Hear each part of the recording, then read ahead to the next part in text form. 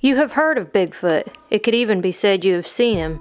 In movies, commercials, and tabloids, that is. Have you ever wondered where it all started? It just so happens Bigfoot has been around for a very long time. I don't know when the first time I heard about Bigfoots was, but I do remember being very young, probably 4 or 5 years old, and being aware of them because I loved monsters when I was growing up. Godzilla, King Kong, and to me, Bigfoot was just one of those. It wasn't until much later that I realized that these things might actually be real, besides just cool.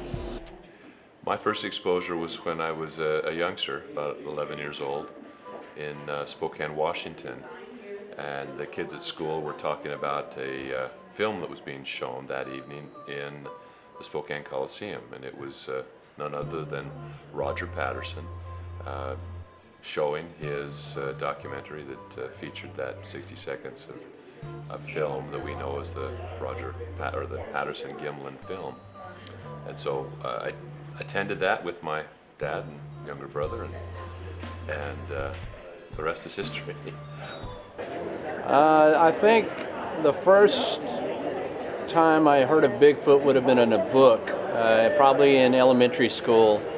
We could order Scholastic Reader books, and I saw one called Strange But True, I think, and it had stories of Bigfoot and Loch Ness Monster. I think that was the first time, and then later I saw the Patterson-Gimlin film on television at some point, and those are the things that kind of attracted me at first. And then I saw The Legend of Boggy Creek in a drive-in theater sometime in the 70s, and that really hit it home because I live in Texas, only about 3 hours from southern Arkansas where that occurred. So at that point I was all in.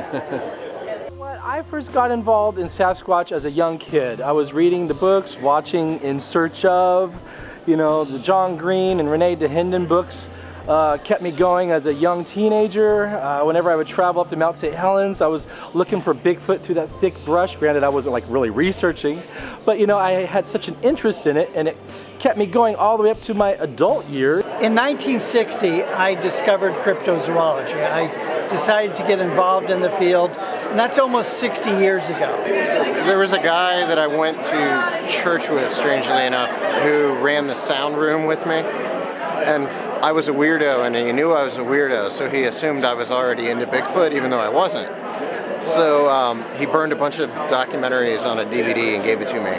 And I started watching the DVD, and it got me interested to know if there were stories kind of local to where I grew up about that subject. So I started kind of going out and talking to people that lived in the community where I grew up, which was a small town called Bolivar in Ohio.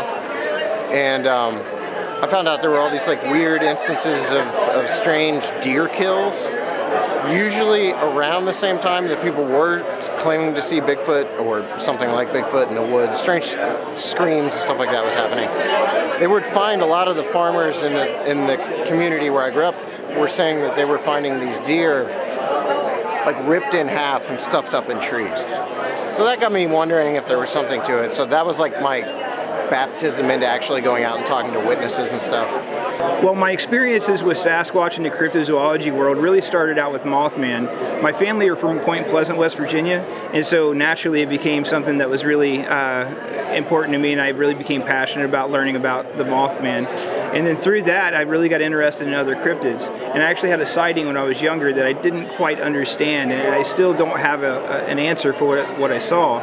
So because of all that, I really got into learning about what Bigfoot is. I heard about Bigfoot long ago when I was a child. It started out as kind of like the boogeyman of the forest, something for parents to keep kids away from going too deep in the woods and all that. But I didn't pay much mind to it. I thought it was really and truly just a scary story that parents told their children, and to kind of keep them at bay and everything. Don't do anything or the boogeyman will come and get you. It wasn't until my senior year in high school I had an encounter with one of these creatures that fully instilled my belief I've been interested in Bigfoot my whole life since I can remember, like 5 years old. I know when I was in kindergarten, by the time I got out of kindergarten, I got every book in the library, checked out on Bigfoot, which was probably about 4 back then. It was pretty slim pickings back in those days. When I was wanting to do this, talking about doing this book and thinking about it, I wanted to get a piece of local Native American history. So I went down to Cherokee, North Carolina, and I sat down with the regional chief and some elders, and we basically just had a circle sit down, and I asked them, I said, number one, do you believe in Bigfoot? And they said, we believe that Sasquatch is both flesh and blood creature and spirit animal. That when they die, they become one with the forest and they become the spirit of the wild. But the Cherokee Nation and most Indian tribes believe that the afterlife is how you make it. And animals have their own afterlife. The Cherokee believe that Sasquatch, Bigfoot, the Utnawa, they're a flesh and blood creature just like we are. When they die, their spirit lives in the forest. That's their heaven. They protect the forest. They protect the animals and the people. Years and years ago, most Indian tribes will tell you that Sasquatch and the Native Americans lived side by side. And they traded and they were friends. When the white man came, there's a so-called legend of the Bigfoot Wars and this and that, where Native Americans and Sasquatch fought side by side against white men. Now, the chief down there told me, he said, when he was a kid, he always heard about the forest people, and the Utnawa, but he never did put any mind to it. He thought it was a story that you didn't want to be out after dark, you better get back or the Utnawa will get you. Right. So, when they had this big community garden in Cherokee, and it was like your local grocery store, but you didn't pay. You went out, you paid, but you paid in labor. Right. You went out, you worked the garden, and everybody reaped the benefits of the garden. Right. So if you needed a few ears of corn for supper or whatever, just go out in the garden and get it. Yeah. But he said that they started forgetting about the Unawa and the Sasquatch. Who started? The Cherokee? The Cherokee started forgetting about them. And then one day they woke up and their gardens were severely messed up. And food taken and this and that. Well, they went on witch hunts thinking that, tribe members had went out and robbed it without telling anybody and been stingy and selfish. And the tribal elders got together and said, we haven't made an offering. We haven't made a trade deal with this group. And they picked fruits and vegetables and what have you, filled baskets full, took it out to the wood line. And the next morning they were gone. And the chief said that, he was just 7 or 8 at the time. He said that whenever he passed on, they would always do this. And one day, him and one of his friends were playing out in the field. And they saw 2 hair-covered, large creatures on 2 feet walk out and get the baskets full of fruit and vegetables and walk back in the woods. 2 days later, the baskets were returned along with roots that they used for medicine that was only found in the tops of these mountains in Cherokee, North Carolina, and berries that was only found in certain areas that they needed for medicine and stuff. And they'd done this for so long until modern times, which we're not, John's 78 years old now, so we're not talking about that long ago. Right. But development, land development, this and that, the times of community gardens and friendship and fellowship with the forest people and all this are long gone. So their theory is they retreated back into the woods.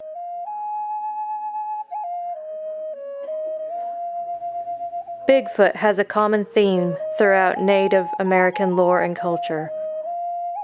What was just told was only a small sample from the Cherokee in North Carolina. Many of the Native American tribes have their own stories concerning Bigfoot, each giving him a name in their own language.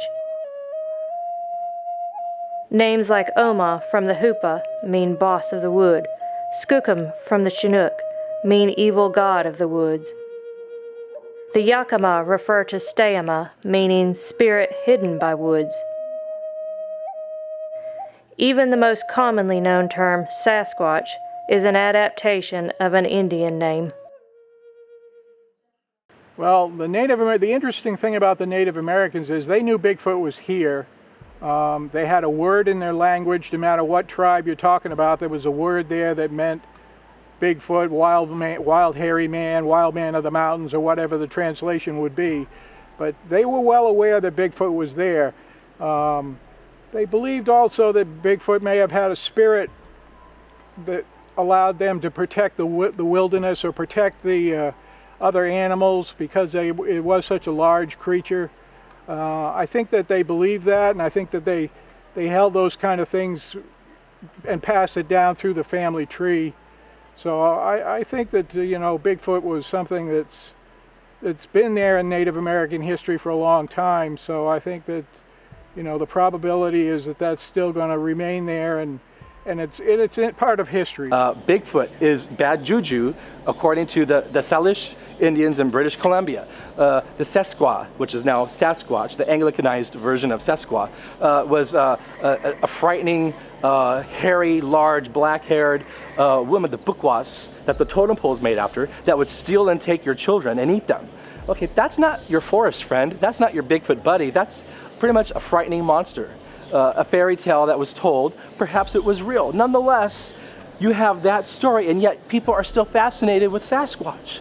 The culture of the mystery, the surrounding myths, they're all involved with Bigfoot. Now, granted, some Native Americans said they traded with the Sasquatch, that they were another tribe, another human tribe. So not every Native American story about Bigfoot is scary. Nonetheless, what is the predominant vibe of Sasquatch? It's frightening. It's a monster. And Bigfoot is tied around American mythology. In fact, I would almost put a thumbtack and make him the center point of that, and everything spreads out from there in American mythology.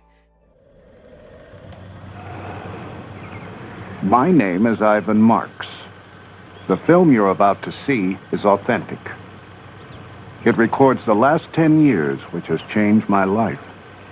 I stumbled on something that I could not believe at first, but soon realized it had significance on me and everyone around me, which could not be ignored or underestimated.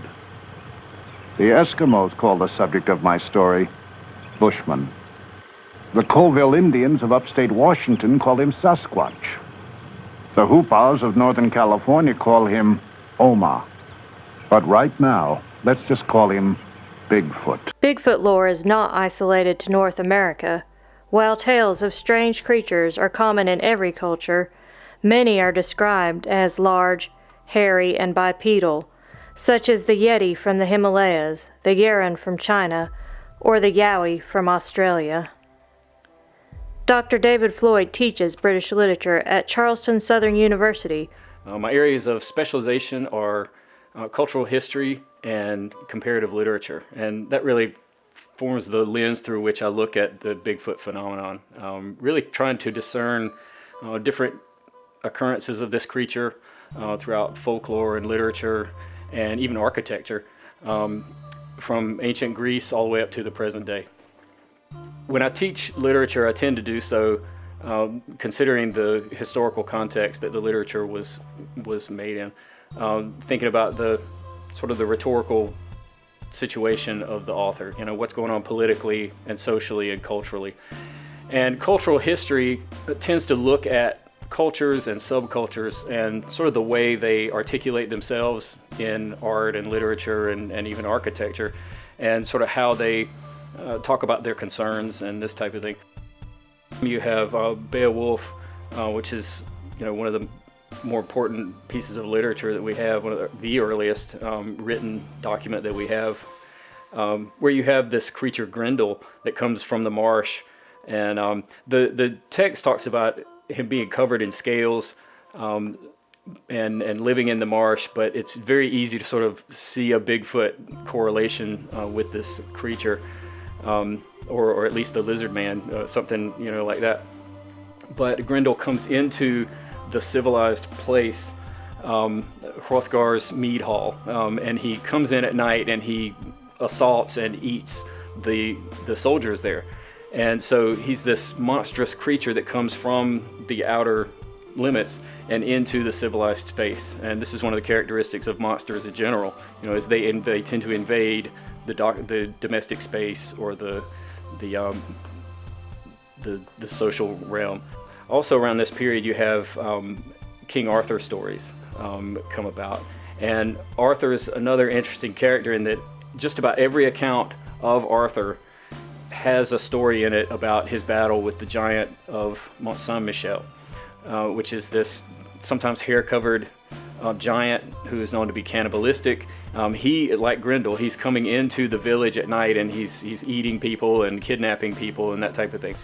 And Arthur has to go and fight this giant. So when we get to the Renaissance period, which is roughly the 1500s, you have figures like a guy named Aldrovandus who wrote about hairy man creatures in the Canary Islands. You also have a guy named Antonio Pigafetta who sailed with Magellan, who talks about these huge hairy men with giant feet and bull-like voices in Patagonia. Sometimes primitive man would find his life threatened, terrified by the appearance of a monster from the past.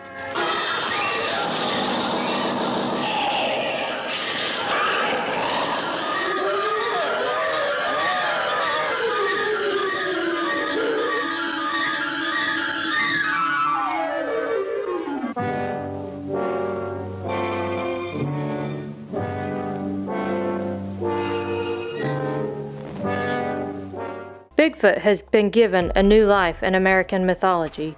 This evolution began to take shape in the late 1950s and early 1960s.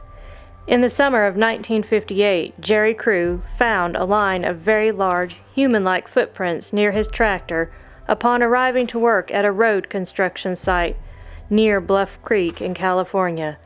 With the help of a local taxidermist, Jerry made plaster casts of the prints, drawing the interest of a local newspaper. They ran a front-page story complete with pictures. It was with this publication that the term Bigfoot came to be. The Patterson-Gimlin film, the famous first motion picture claiming to document a live Bigfoot, took place in 1967, also in the Bluff Creek area. After this, Bigfoot became a household name, and he began to be featured in movies and creature horror films, such as The Legend of Boggy Creek.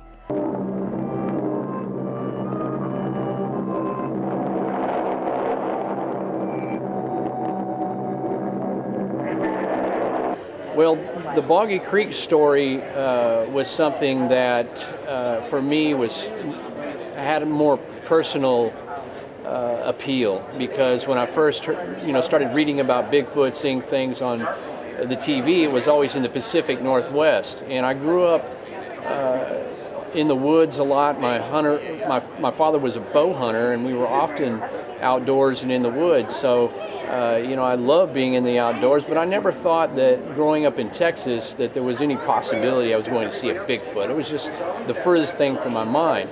And oftentimes we had camped in Arkansas, and so when I saw The Legend of Boggy Creek as a kid, this is alleged to be true encounters with a Sasquatch-like creature in southern Arkansas. So suddenly I'm like, wait a minute, you're telling me that a creature like this could exist in my area? Not only is it fitting the profile of a Bigfoot, it's also scary and attacking people.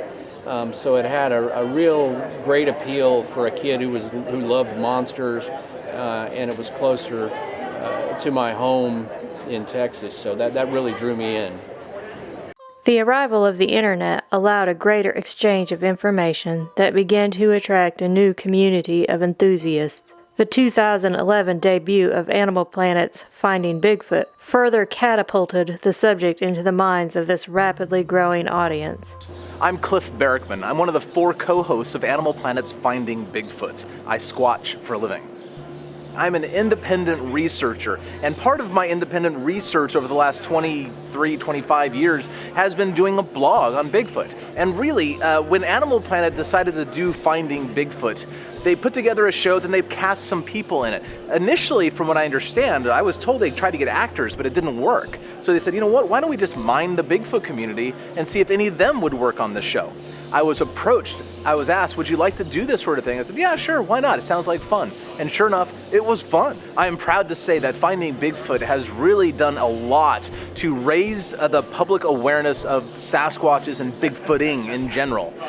Really, it's a heavy responsibility as far as I'm concerned, because I grew up watching In Search Of and all those television shows and stuff back in the 1970s. And now I realize Finding Bigfoot is the In Search Of the new millennium, and that is a heavy responsibility for me to shoulder. My name is James Fay, but everyone calls me Bobo. I've been squatching for over 30 years in Northern California. I guess most people know me from Finding Bigfoot, the television show. We've been doing it for almost 7 years now. Well, I lived up in Humboldt, and there were some TV shows coming up that were filmed up there, and people would look around saying, hey, you don't know that lives up there? And people would be like, oh, there's this one guy, Bo, he's into Bigfoot. And they were doing like Bigfoot documentaries. It was before reality TV happened, it was before the Osbournes and all that. I'm like, this, I know it's not scripted, but this, people would love this stuff, watching us go Bigfoot and for real, and we actually get recordings of audio and stuff, they'd love it, it'd be a hit. And they'd be like, yeah, it sounds good. So I shot a bunch of sizzle reels and stuff like that. People wanted to do pilots, but they wanted to just rip you off and not tell you these huge long contracts with no money. And I'm like, I wouldn't sign anything. So Matt knew Renee because she'd contacted him previously, and I'd met her before the show one time in Washington. She sent us to like the best spot ever. We had multiple sightings. I saw a bunch of eye glow up there, had them stomp around us. I mean, it was Class A sightings in the daylight, and she sent us there. I was like, oh, she was this kind of badass chick. When I met her, she just hiked up out of a canyon carrying like a big 12-volt battery for stunning fish, and like, I was the only guy that made it up and down that canyon out of the Bigfooters that were there that day. Like all these guys, like macho outdoor guys, like it's too rugged, it's too steep. And I went up the whole thing by myself and came up the other side.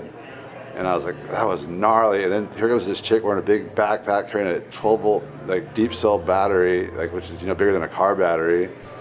And I'm like, well, this chick's pretty gnarly. And that's all. A year or two later, he's all, that's the girl I want to get for the female on the show. I'm like, yeah, she was pretty. She looked pretty burly, let's get her. And he just called me and offered me to do TV shows, and one of them was Discovery. They didn't say Animal Planet, it was just Discovery, and they said it'll be one of the channels. And I gave Matt's number, and they found Cliff on the internet. And then Doug from Monster Quest, he had a deal with his channel to develop a show, and he was like, come on, let's do a show. And then, not to be self-aggrandizing or anything, or try to sound big-headed, but Bigfoot's been huge in Finding Bigfoot's been big and getting the whole Bigfoot thing in the forefront of pop culture again. I mean, it was big when I was a little kid in the 70s, like $6 Million Man, In Search Of. Like Bigfoot was big, and then it just kind of went off the radar as far as pop culture went. Then our show definitely brought it back to the forefront. This spawned involvement such as YouTubers and podcasters sharing personal encounters and civilian researchers going out into the woods to do tree knocks and calls in hopes of being the one to discover Bigfoot. My name's Tracy Arnold. I'm with the Sasquatch Outlaw YouTube channel, and you can also check out my Facebook page, Tracy Arnold, also the New River Valley Bigfoot Organization. I believe that the podcast brings people out to share their experience one-on-one with someone, not really realizing that there's going to be a lot more people than one person seeing it. I believe that gives them the platform to set up on, that they're not in front of public like at a town hall conference or out to a local event, telling their story to a lot of people. It gives them that one-on-one, that one-on-one with me to let their story be known, who they are, and what they believe. I believe that to be the case. I never thought I would have an opportunity to sit down and literally just sit down with Bob Gimlin and talk about, that entire weekend, that entire time he was out there, which was a fascinating, great story. And with Bob's a man, he is my favorite person in the world. I don't mean just Bigfoot related, I mean in the world. I love this guy. I consider him a friend, You know, when we do see each other, you know, it's always a handshake and a hug and say, Bob, how you doing? Hey, Ed, you know, you owe so-and-so. You know, he's just like that, you know, love the guy. But you know, it's funny because when you get to know these people, you realize it's like, man, you know, they're just like us, you know, they're just good people, you know.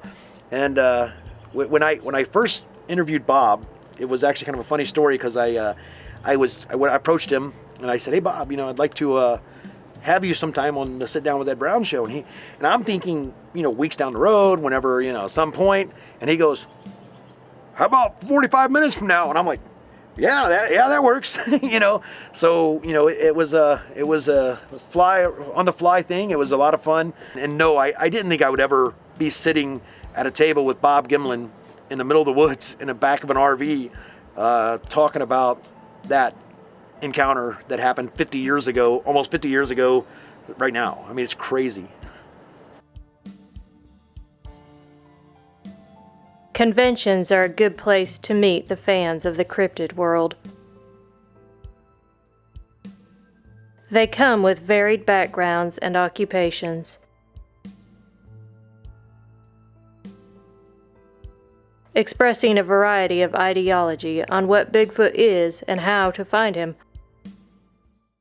Dr. Jeff Meldrum, a professor of anatomy and anthropology at Idaho State University, Pocatello, Idaho.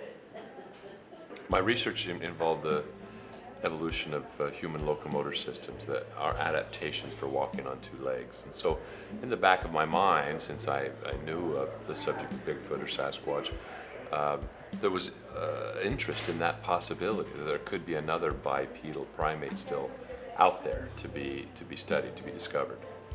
And in 1996, I was shown a long line of very fresh footprints and had the opportunity to examine those myself firsthand.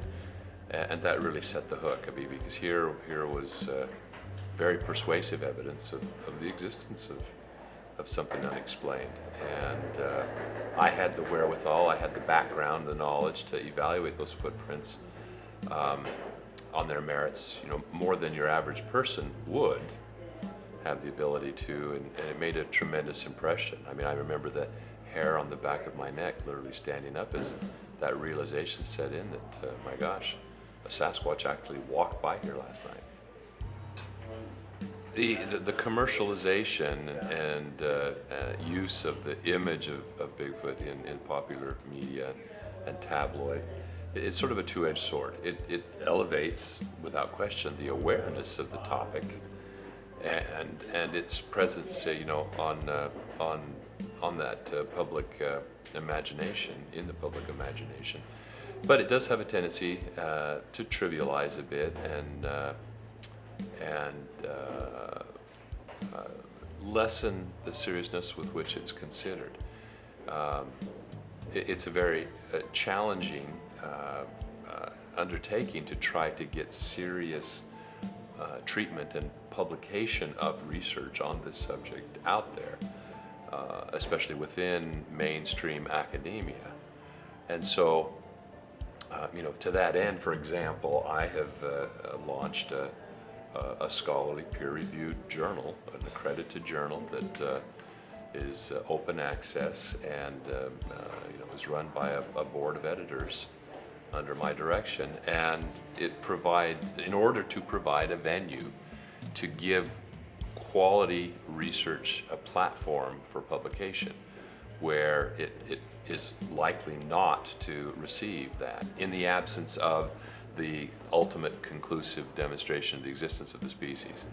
And that's not where the science starts. You know, until we have a more open-minded and receptive attitude from the scientific community, then it's very difficult to engage other scientists in meaningful discussions about the data, the very compelling and suggestive evidence of these things. So recently there was an event that I was invited to participate in at the University of New Mexico at Gallup. The executive director of the campus, Christopher Dyer, who is an anthropologist by training and has a very strong interest in this subject, especially as it relates to the Navajo Nation and their traditional knowledge, their indigenous knowledge. That event was the best attended event on campus in their collective memory. There were hundreds of people who turned out, and a large fraction were from the Navajo Nation, and therefore provided a tremendous opportunity for me to interact with those people and gain better insights into that indigenous perspective. Months later, a ineffectual politician, in order, I'm sure, to simply place himself in the limelight, prompted a disreputable journalist in the region to go after this story, and it's a worn out angle or spin on a story. It was very worthwhile, very productive experience for me, and on both fronts.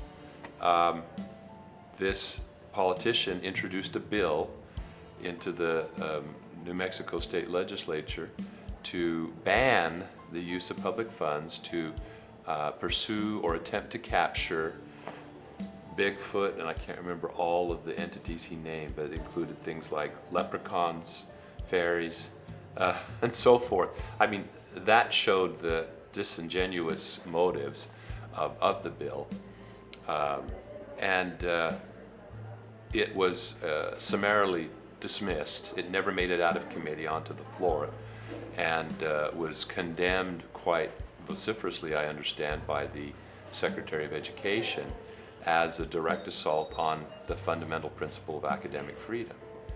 You know, I couldn't help but simply pose the question, how much of the state funds did this politician expend in his office through his personnel and through wasting the committee's time, and would have potentially wasted the entire legislature's time with a frivolous bill like that? Probably far more than was expended for our little field trip into the mountains of northwestern New Mexico. So it polarized opinions, and it did expose this quandary that academicians find themselves in, and administrators of public institutions, educational or other, like fish and game and natural resources and so forth, find themselves in. Oftentimes there are discussions about conspiracies by government agencies to suppress information.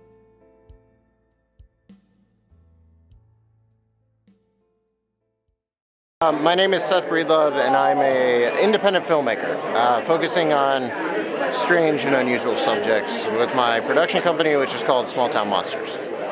I think the biggest thing about what we do is we want people to take away obviously we want to be a part of preserving the history of these stories. We're not out to prove anything, so I wouldn't say that we're out here to really prove to people that Bigfoot exists or Mothman exists or anything like that. But we do want people to learn about these stories and to see the historical significance of them as well, because they do have a huge impact on the communities where they take place. And I think for us the biggest thing is that people just learn about the lives of the people that were impacted by these stories. And then also, I guess there is a cool aspect to all of this, to cryptozoology, that a lot of people might not be aware of. So hopefully our movies are opening up audiences to something that they might not have been previously aware of. I mean, within the crypto and paranormal community, they're well received, I think.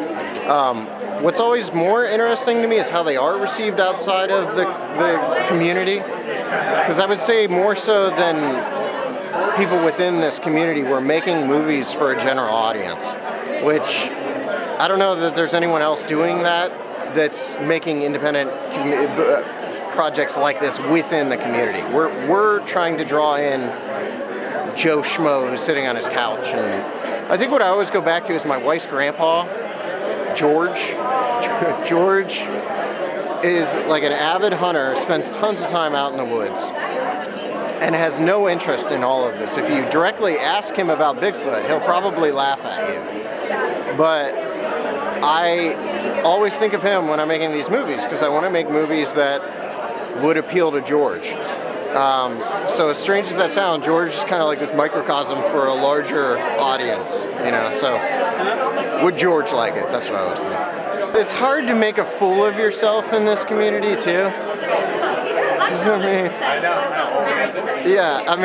It's like so many characters are already a part of it that you just become another character in it. The weirdest part about telling these stories for me is, and Alexander, who's making our Champ movie, just told me this. You find yourself becoming a part of the story, like this decades, like in the case of Champ. He just thought it was odd that people were referring to him now as like the Champ guy because he's making this documentary about Champ, and I was like, that's how it is. It was like the first time that really hit me was when we were making Boggy Creek, because there's so many decades of history behind it. And Lyle at one point says in the movie something about he's living the legend now. It's a line in the movie. But when we premiered the film there last November, he said, so you know you're a part of this now, right? And I was like, it is kind of cool, because like I don't think anyone else outside of this, you know, outside of their Bigfoot world would find that cool. But if you're one of us, you kind of get it. You know, like, okay, cool. I'm a part of the Boggy Creek legend now, in some small, minuscule way. I think our audience is too large. That sounds super egotistical, but Mothman had 40,000 views in 1 month, and it's up to like 70 or 80,000. That's not the paranormal community. I'm sorry, it's just not. That is a very broad audience. Our movies are, I would say, just on Amazon, we're up to over 1 million views.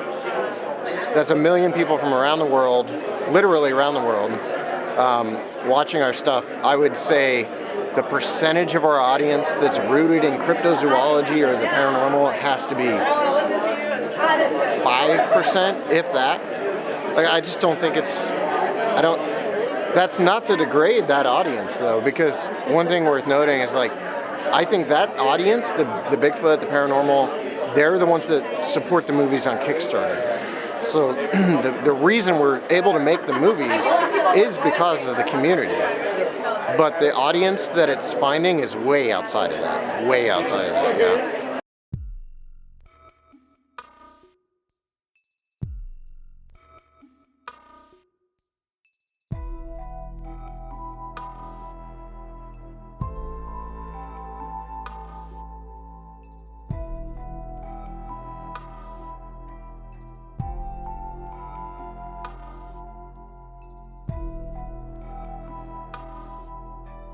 While there may be many points of view expressed by convention goers, all agree that they are part of a growing movement. Oh, it's definitely ramped up. You know, even in the time that I've been involved, you know, when I first started writing books and you know, just as I started writing, you know, my favorite subject was the legend of Boggy Creek. That was something I couldn't believe nobody had written a book on, the history of that and the making of the movie, because every Bigfooter practically that I met would cite that, the legend of Boggy Creek, as being one of the prime influences for what they did. So early on, you know, as I got, you know, deeper into this culture of Bigfoot and started doing events, they've just grown in proportion.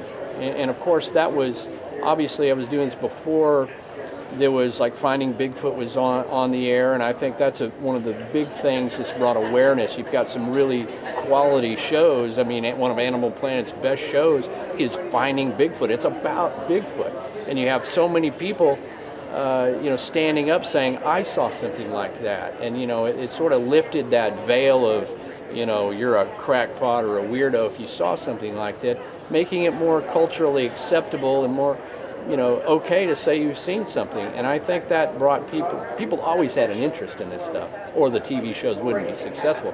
So now it's almost, you know, acceptable to be into this, and I think that had an influx on these events that were already going on. There was already Bigfoot conferences, but over the last, just even in the last 5 years, it's really ramped up. And I just did a Bigfoot conference in Nebraska, of all places, and even the first year they did that, there was hundreds of people there. I couldn't believe it. So it's just at an all-time peak of interest. My assessment is there's a difference between how many people are in the field versus the acceptance or non-acceptance of Bigfoot. When I got involved, Ivan Sanderson and I were correspondents, and I was a correspondent of Bernard Heuvelmann's. He said to me once in 1965, there's a handful of people in the country interested in Bigfoot. So it was just a few people were corresponding, talking.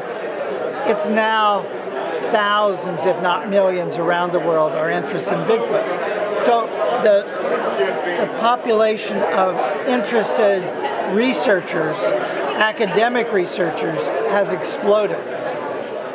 How do they accept it? Most people accept it in a different way than they did back then. Back then, it was the era of just discovering the giant panda, just discovering all these animals, and there was a feeling that we were right on the edge of discovering Bigfoot. Well, hope fades. People go in and out of the field. There's some people that have been in the field for 5 years and they leave it. There's some people that leave it after 2 years. There's a very few people like me that have been in it for more than 5 decades. So that's a difference that I see. People come and go, they get frustrated, they start picking up on theories about the supernatural, or these creatures have to be fourth dimensional, or dropping them from UFOs. The craziest fringe theories happen in those people that get frustrated and psychologically cannot just keep researching and looking at the data. But then there are those people that have been in the field for more than 20 years. They become more academic, they become more anthropological or zoological, and there's more hope for Bigfoot being discovered because they actually go to school, bring more skills to it, and that's a new part of the field. With the new technology, especially DNA testing, you're getting more of those people involved that used to be skeptical and would not give the time of day to it. So it's changing that way. Does that mean that Bigfoot is any closer to being, verified? Maybe, but it certainly has changed psychologically the way people are looking at it. I think because of finding Bigfoot being on TV and other shows like, Mountain Monsters, Bigfoot Bounty, Killing Bigfoot, etc., it's exposing Bigfoot to a much bigger, greater audience than ever before. Therefore, you're going to have all different kinds of people coming from different backgrounds in life, coming to conferences like the Ohio Conference, going to film festivals, things of that nature. So it's a big melting pot now. Before, it didn't used to be like that. If you would have asked me the same question 10 years ago, I would have said nobody in their right mind that doesn't believe in Bigfoot now will ever believe in Bigfoot in 10 years. However, with TV shows and documentaries and movies that are being made, more and more people are not what you would say believers, but they are accepting the possibility that this creature does exist. By far the largest body of researchers seeking Bigfoot are without scientific credentials. They are known as citizen researchers, weekend warriors, scouting the wilderness in their own backyards. Many are experienced outdoorsmen and women, having invested in an impressive arsenal of equipment such as game cameras, FLIR, night vision, parabolic microphones, and casting plaster. Others embrace a straightforward approach. They simply enjoy the time outdoors, listening for the knocks and looking for tree breaks, maybe even setting out food or objects in an attempt to lure the creature in. Well, I think that the activities of the Bigfoot community and my activities in the scientific community can be mutually beneficial. I mean, I think my presence in the Bigfoot community at large helps to ground and lend some credibility to those activities. and I make every effort to try to cultivate objectivity and incisiveness and discrimination in the activities of those people involved in this, in an amateur basis. And I use the word amateur carefully because many avocational or non-professional Bigfoot enthusiasts or investigators actually bring remarkable skills to the table. And whether it's experience in the outdoors, in tracking, photography, and electronics, and so forth, those skills can be put to use. We are the Sasquatchers, and we've been searching for Sasquatch for almost a couple years now. We're all paranormal investigators. Most of us are sensitive intuitives. And Lauren Coleman actually put the thought in our head that he thought it would be women that would make first contact with Sasquatch. So I called these ladies up and said, girls, we got to get a team going. Let's do this. So that's how Sasquatchers was born. Jerry and I were interviewing him for the show, and that's where he said that he thought if you put some women in the woods without men, dogs, and guns, that you'd get some Bigfoot action going on. Right. I jokingly was like, oh, pick me, pick me. And so I did. Who would have thought? Who would have thought? Well, we're out in the woods a lot. We actually have had many what we call Bigfoot banters around the state of Minnesota, because Minnesota is a hotbed for Sasquatch activity. Talked to many people about their stories, so we kind of get an idea of what areas they're most seen in, and then we go to it. But we also we're all intuitive sensitives as well, so we're hoping that because we feel and we know when ghosts are near and spirits, that this will translate also into Sasquatch, because some of us feel that he is of another dimension, like ghosts, for example. We do a lot of laughing. Yeah, we're kind of the happy team, I think. That's kind of maybe what sets us apart. But I think because we're all women and we're, I don't think they'll be afraid of us, first of all. What's there to be afraid of? But the other thought is that, they think that Sasquatch could be a primate, and we know the best primate researchers have been women. It's Jane Goodall, Diane Fossey, and so we hope that, it is said that Bigfoot, well, we know that the great apes don't like the pheromone that men emit. Women don't have that. And of course, we're more nurturing, so we're hoping all that plays a part. You know what? The guys love it. There's something about a bunch of women in the woods without any protection that just really they think is the greatest thing on earth. Some of them are protective, though. They're like, you need to do something, like girls. We met a couple BFRO members who said, are you packing heat when you go out there? And we said, no. Do you? Well, no, but we think that you should. And we're like, yeah, no, that's not going to happen. And now am I going to have to worry about you, they say? No, every time we're going to have to worry every time you guys go out. But yeah, actually, they love it. Mm-hmm. I mean, we met the Finding Bigfoot guys were in Minnesota last year, and we had just been doing this like 5 months or so. We really hadn't even had a huge expedition. And Matt Moneymaker spent a lot of time with us, and he was just excited, and Renee was excited, and they were like, this is great. And Renee said, you guys are going to be the ones. And this is what, it's very interesting, the reactions we get, and people just bring us right in. I mean, big hunters and stuff like up northern Minnesota, they bring their pictures, they tell us their stories. It's phenomenal. It's wide, but you're right, it's very male dominated.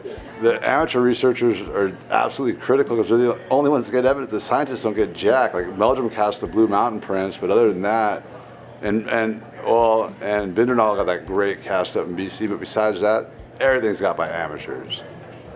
And it's not the scientists' fault. There's only a couple of them that get no money for it. So, I mean, they're teaching and doing day jobs. They don't have time to go. I mean, there's thousands of us and like a half dozen of them. You can't argue science, So like all these people that call themselves armchair researchers, I love it. Get out there, get DNA, go and enjoy yourself, enjoy the outdoors. But you can't argue science. So if they go out and they find something, well, have it tested. Have the DNA tested, and hopefully one of us, whether it's an armchair researcher or someone who spends every weekend in the woods, will get some kind of DNA to prove this thing's real. So we all get the same chance, whether it's a guy that just comes off his couch and goes into the woods, or myself. We have the same chance of proving this thing is either real or fake. So when I was cast on that reality show, Bigfoot Bounty by Spike TV, I had saved my Bigfoot camping experience for the show. So as I was on the show, I was actually Bigfooting for the first time on national television. Kind of weird. Don't mess up. You know, what's poison ivy? What's, poison oak? I don't want to find out the hard way with the camera on me. So I had to like seriously look into it. And then after the show was over, I was actually able to go out in the field, do research with other researchers, and focus on the subject of Sasquatch. Is that a bear print? Is that a human footprint? What kind of a footprint is that? Without worrying about the camera crew and the producers saying, okay, we got to go in now. You could be out all night long looking for Bigfoot and researching. When you're on a TV show, you can't do that. You're only given a certain 3 or 4 hours, and that's it. So my Bigfooting, camping, research experience exploded after the show. So that was a wonderful stepping stone, and at least that pointed me in the right direction.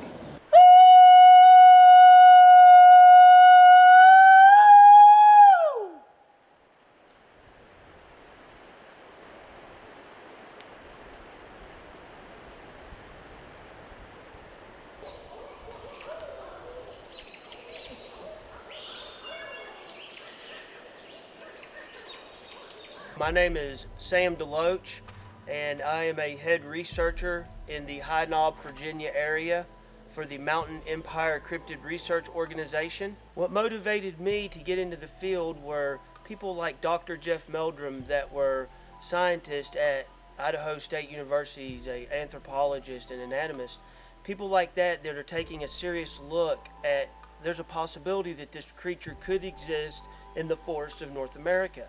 So that got my interest piqued as far as, hey, this creature could very much possibly exist if a scientist, a very well-credited scientist, thinks that it might exist as well. So therefore, I started doing a lot of research on High Knob, Virginia, and getting to know more people within our region and making great contacts and coming up with a great research group. So the research that I do, like I said, is mainly in High Knob, Virginia. And of course, there was a Finding Bigfoot episode that was filmed there. And so I do a lot of my research in that area. It's basic research. I don't use any type of cameras, any forward-looking infrared radar, any drones or anything like that. I am a basic researcher that just goes out with a backpack, some water, a phone, and a camera, and see what I can find that might be out of place. Now, I'll tell you this, a lot of the things that I do find can be explained. So I tend to look at everything and that it possibly might be and then rule it out. Some say the Bigfoots can sense cameras. I'm not on the technical side of it. I kind of do my own thing and figure something out that somebody else is not doing. I always tell people when I talk to them, think outside of the box. And I think there's a limit to that as far as thinking and what people think and all that. But, you got to keep an open mind on how you go about researching it. Because if these creatures are somewhat intelligent, then, they could be standing around here looking at us and we don't even know it. You know what I'm saying? So, I think it's flesh, blood, and animal. I don't think it's a human hybrid. I don't. I just think it's a species of its own. Maybe a descendant of a creature that we know exists, Gigantopithecus, or Giganto. Probably the closest thing that it resembles. Height, look, from what people say, it looks very human. We all know that eventually academics will be involved in the search for Sasquatch, but at this point there are so few that are able to do it for tenure and political reasons. So essentially we have an amateur army of researchers out there, and for the most part it's kind of a wash. There's some people out there doing a really good job collecting data and documenting it, and then there's some people out there doing a really poor job, not producing anything but hullabaloo. Just like, look at me, give me attention, and that sort of thing. Making loud, ridiculous claims of various sorts. So I kind of think it's a wash. The good evidence that's out there has almost exclusively been collected by amateurs, but at the same time there's another whole group of amateurs doing damage to the subject. So good, bad, kind of meets in the middle. Even towns have caught Bigfoot fever. Norton is a small coal mining town in the mountains of southwest Virginia. Coal production has declined considerably in recent years, leaving city officials looking for a new way to resurrect the economy of this isolated town. The wood booger, as Bigfoot is locally called, may be just what they are looking for. The city of Norton is in the middle of the Appalachian coal fields, and one of the things that we're in the process of doing is transitioning our economy from the coal economy to outdoor adventure and outdoor tourism adventure. And our hope is that by incorporating the wood booger, the legend and the folklore of the wood booger into our area, that it will draw people from outside the area to come and visit with us and to explore our mountains, our trails, hike them, bike them, do kayaking, all in the light of the wood booger, looking for him if that's what they want to do, or just enjoying the culture that is around the wood booger, the food, the festivals, etc. We really hope to draw as many people in as we can. The Tourism Committee recognized how significantly important that this was going to be for tourism for Southwest Virginia and for the city of Norton. And we wanted to recognize this folklore, and we wanted to actually put a statue up at Flag Rock so where visitors could come into the city, go up, hang out with the wood booger, find out a little bit more about the history of the wood booger and how Norton is really trying to promote the wood booger theme. Norton decided to do a Sasquatch resolution declaring the city of Norton a Sasquatch sanctuary when the Finding Bigfoot program released its show describing Norton as a Bigfoot area. And so the city council decided that it would be prudent that we wouldn't have any hunters looking for Bigfoot. So we decided to do a sanctuary area, again in hopes of preserving the animal if it exists, and also bringing people to our area who are interested in trying to find the animal. When Finding Bigfoot first aired and I presented this idea to the city council, I wanted to do some research so I could give them some information as far as what was going on elsewhere in other areas. So I found out that there was a 450 square mile Yeti sanctuary in India, there's a wood booger sanctuary in Indiana, and there's one also in Washington State. And I felt that it was very, very important for us to promote the wood booger here in Southwest Virginia, and basically the home of the wood booger on High Knob in Norton, Virginia. I would say in the summer of 2014, the city realized that the local business here in Norton, the Home Hardware, was selling wood booger t-shirts, and it was a big part of their income. So we decided to capitalize on it, and starting in June of 2014, we organized and put on the first Wood Booger Festival in October of that year. With the annual Wood Booger Fest, we are also having other activities that are popping up. We recently had a Wood Booger Chase, which was a triathlon of kayak, run, and bicycling here on the mountain. Our whole premise of this is to get people to the city of Norton to stay in our hotels, to eat in our restaurants, and bring their money to this area.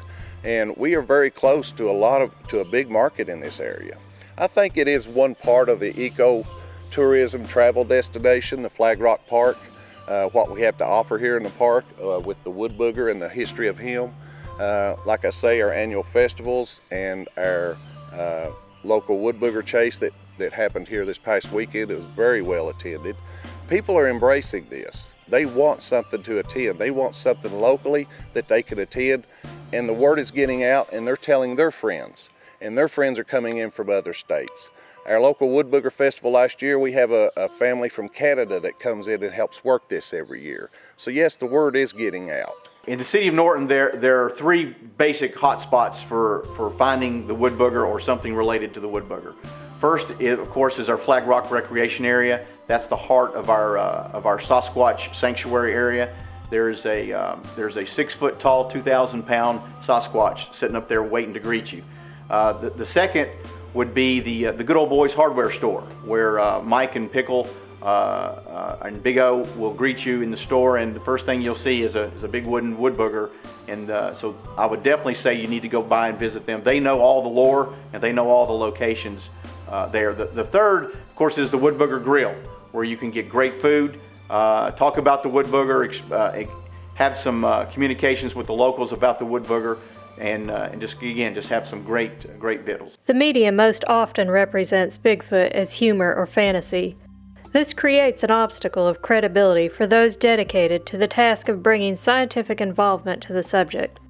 But Bigfoot will be relegated to entertainment use until there is a specimen made available for study, even for those who have seen the evidence needed to convince them of his existence. First of all, I always am very careful with the use of the word belief. Belief to me, in my own personal philosophy, is I do not believe in Bigfoot. Belief is about the providence of religion. It's faith-based. People give up a lot of their scientific method, their insights, their investigative skills when they go into a field like Bigfoot studies and say, I believe in Bigfoot. That gives them no sort of yardstick for what they're going to measure. They hear a noise in the woods, they believe it's Bigfoot. They hear a knock on a tree, they believe it's Bigfoot. I want to see the evidence. I want to look at each case by case. Let's be honest.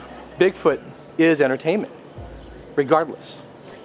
YouTube, movies, Harriet and the Hendersons, for example, TV shows, Finding Bigfoot, it's entertainment. The general audience, the bigger picture of people, I think would like to think it's real because humans, we are naturally romantic. Dr. Jane Goodall is extremely hopeful that Bigfoot's real. There's no proof. She thinks it could be, but we still don't have any evidence. I think the general population sides with Dr. Goodall and that it'd be great if it was real. But it's probably not real because people always today say, well, we have all this technology. How come we haven't found a body? That's like the number one thing that's thrown at us Bigfooters. Where's the body? Where are the bones? Now, granted, we keep saying, oh, the forest dissolves the bones and porcupines eat the bones. And yes, there is some truth to that. However, as many times I've been in the woods, I've never found a bear carcass. I know there's bears out there. I've seen them. I've heard them. I've found their footprints. Yet, I have never found bear bones. You know, the bones I found were either deer or elk. Well, let's look at the population of deer and elk. There's thousands of them in a certain amount of area. Bigfoot, if it's real, the population has to be like this big. It has to be. Now, according to all these people at the conference, I've seen Bigfoot in my backyard. Well, I just heard there was a Bigfoot down the street here at Salt Fork around the tent to the left. Really? Really? Really? Bigfoot is as common as a squirrel in a state park? I don't think so. Okay, because that would be on the news.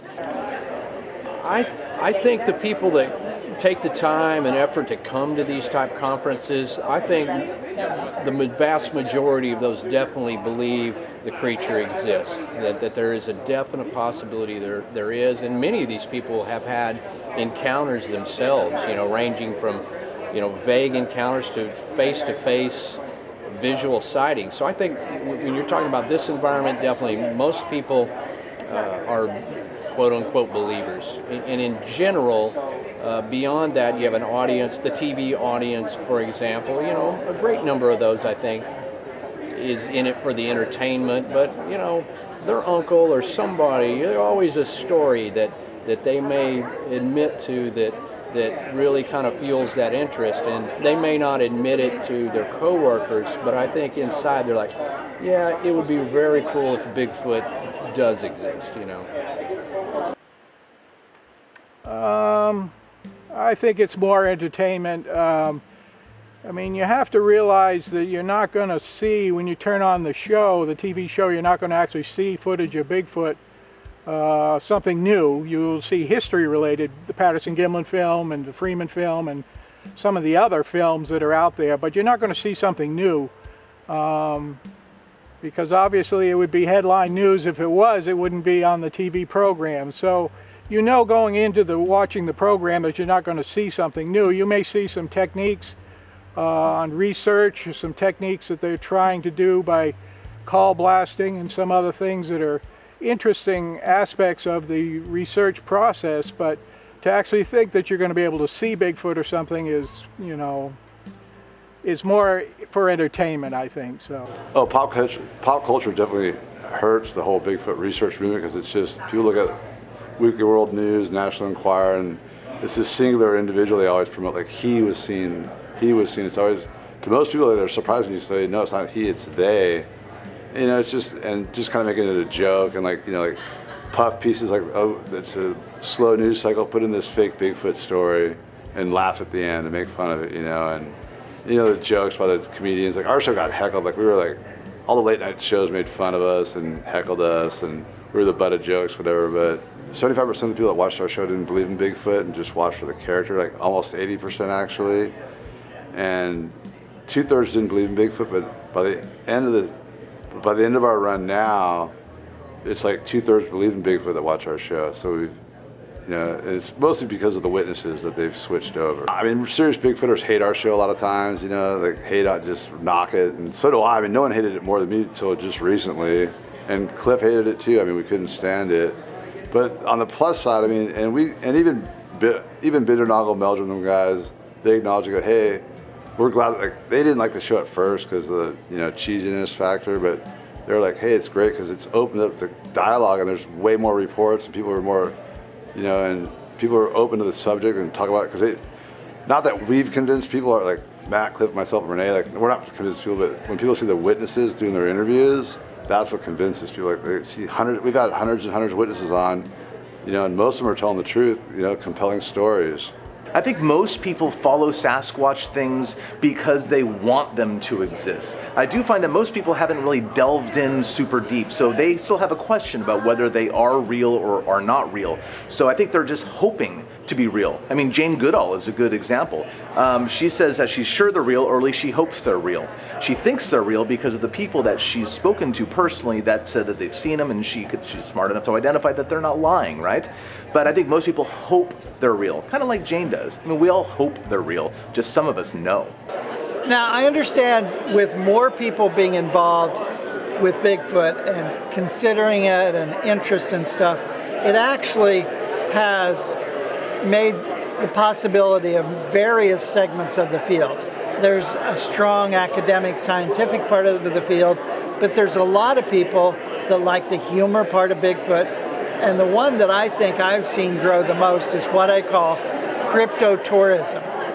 Now, back in the 60s, we started getting into a field called cryptotourism, where people would go out on nature hikes with the kind of the underlying theme that I want to save the woods, I want to, you know, do something good, but I also like to do exercise, I like to be outside.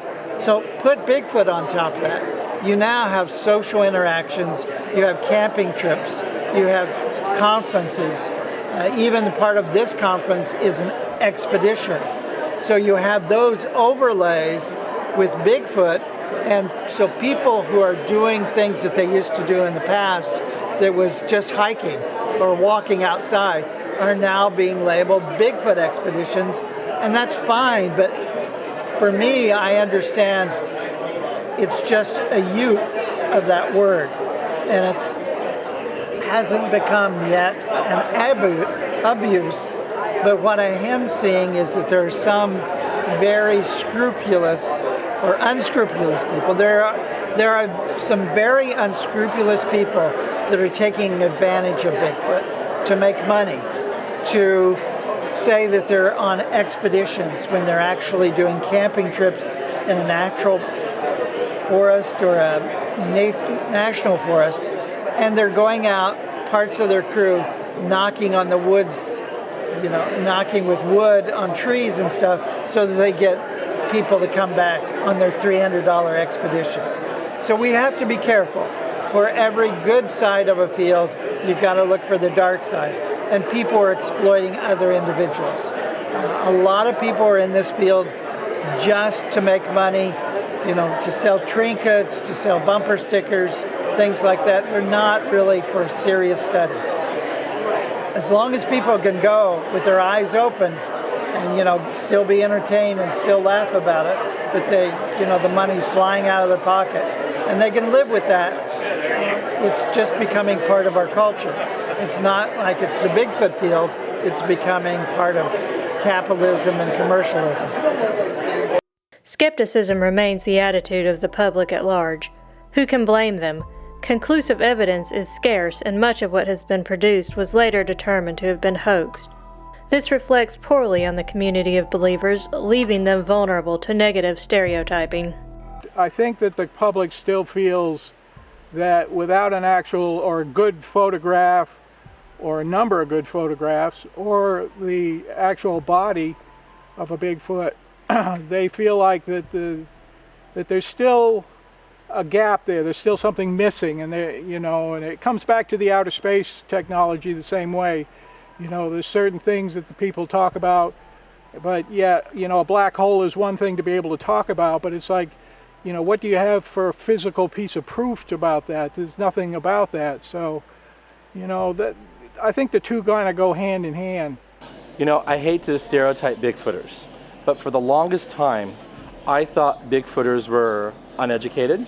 They had a 6th grade education. They're homophobic, racist, ignorant, sexist, backwoods hillbillies. Now, granted, there is that stereotype. Of course, there are some stereotypes that are true. However, what has surprised me with Bigfoot culture is you're having people with different income and different degrees and ways in life that come to these conferences. It's very surprising for me. For example, Sasquatch Chronicles, Wes Germer puts on that iTunes podcast. His demographic aren't Bigfooters. They're upper middle class people with incomes up to $100,000. Well, because I've been involved in the field for so long, I actually have seen the ups and downs in that. In one of my books, The Bigfoot, The True Story of Apes in America, I really look at how there's this history in documentaries and fiction films where Bigfoot's become acceptable. Films like The Legend of Boggy Creek really promoted that was a physical creature, there was real stories, and there was a good time of interaction between researchers and the movies, and then also documentary reality TV.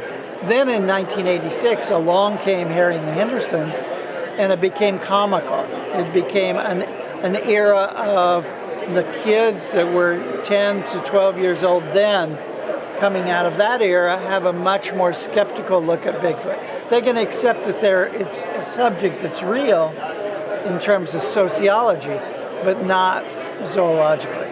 So now we're coming out of the Finding Bigfoot era. 10 years of reality TV, of people going out there and not finding Bigfoot, sometimes being comical about it, sometimes being realistic. And so there's a whole groundswell of reality, of people that are based in facts and data. And I'm waiting now for the next one. But it comes in waves. It's not, it's not sort of evolution of, well, they thought the Bigfoot was real and then they made it comical and it's getting more comical. It's been up and down and those kinds of feelings. Bigfoot will most certainly remain popular in spite of his elusive nature. The very mystery surrounding him is what fuels the fascination. Maybe it's better that way. Legends are a fundamental part of humanity. They ignite the spirit of discovery and wonder, thus assuring cryptids as a subject of interest even if verification is a long time coming. Well, I think it's twofold as to what Bigfoot attracts people. First, that it's a plausible creature. There's a lot of cryptozoology creatures that, run the gamut, but Bigfoot, is something that people can imagine, that could happen. I mean, it's not too far out of the realm for this undiscovered primate of some sort to be living out there. Also, I think the appeal is that it has human-like features, and that's something that both intrigues us and almost terrifies us at the same time, because when you see a creature like this, it's standing on two legs. You look at it, and some of the witnesses say it just looks so human. I looked at its eyes.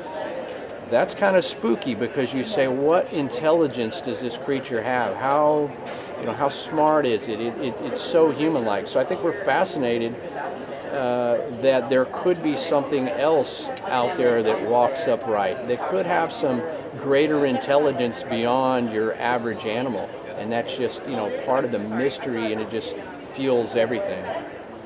I think the fascination of Bigfoot really started out with our evolution from being Neanderthal to the time where we are now, as modern humans. And you look back a few hundred years ago, people were really scared of the woods in North America. They claimed that there were giant beasts out in the woods. And so I kind of think that through our history, we've kind of just instilled that in ourselves, that there's something out there in the woods. And so personally, I think there is something out there in the woods. And a lot of people want to find Bigfoot because they think they're going to be rich. The TV show I was on, the $10 million Bigfoot bounty. If I had proven Bigfoot's real, I would have won $10 million. What's our driving force as human beings? Money. Bigfoot is big business. Let's be realistic. You have people who have their own different agendas, selling books, making YouTube videos, speaking at conferences, doing TV shows. So Bigfoot's money.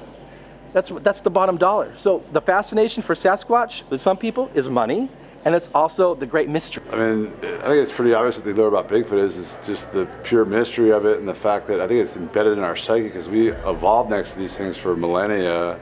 And every culture has a boogeyman, like big, hairy, scary man.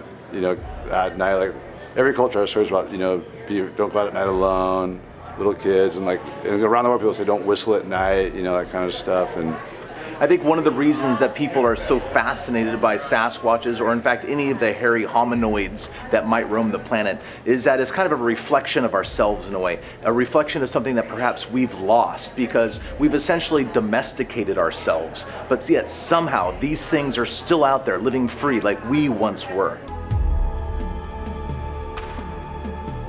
Until Bigfoot is revealed to the world, his face can be seen in the men and women representing his culture. These are the faces of Bigfoot.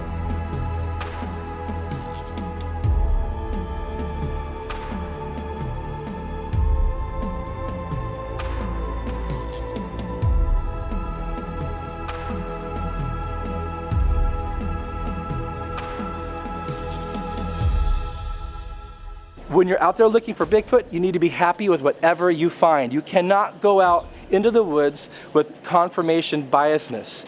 You're shooting yourself in the foot. That's not being scientific. So, search for the answers and be happy with whatever you find. Very important. And I think people forget that. For myself, at the end of the day, I don't care why these people get into the woods. I just want them to get into the woods and get away from PlayStation, get away from these other electronic devices, and go out and play in the woods. And that's important. And I really like to see that happen, I guess. It's also kind of, I think it keeps things wild. It keeps, even though there might not be, there's a lot of areas you go down in the south. There's no wolves or mountain lions or bears left anymore, but there's still Bigfoot sightings, and it kind of adds that mystique to the like that whole American Wild West wilderness kind of aspect of it. It's part of our heritage. It still lives in the Squatch. Bigfoot is everywhere nowadays. It's on TV, it's in the movies, it's in books, and people love Sasquatches because of that, the pop culture aspect of it. And I think that's wonderful. Because check this out. Bigfoots are in fact real. They will be discovered academically eventually. Right now they don't need our protection, but after they're discovered, they're gonna need protection from us because we have like the Midas touch, but instead of everything turning to gold, everything human beings touch turns to crap.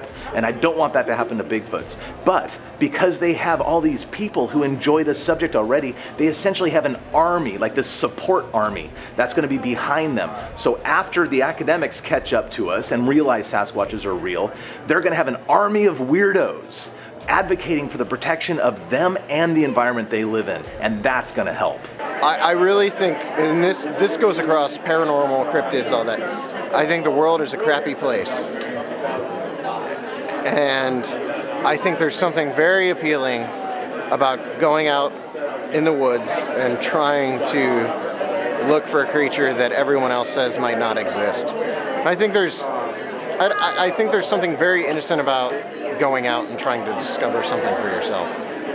And the world's full of lies, and the media's full of lies and all that kind of stuff now. And so to try to disprove or prove an unknown species, there's something very, very appealing like that, about that, in a world where North Korea is threatening to nuke us, and there's hurricanes battering our coasts and all that kind of stuff.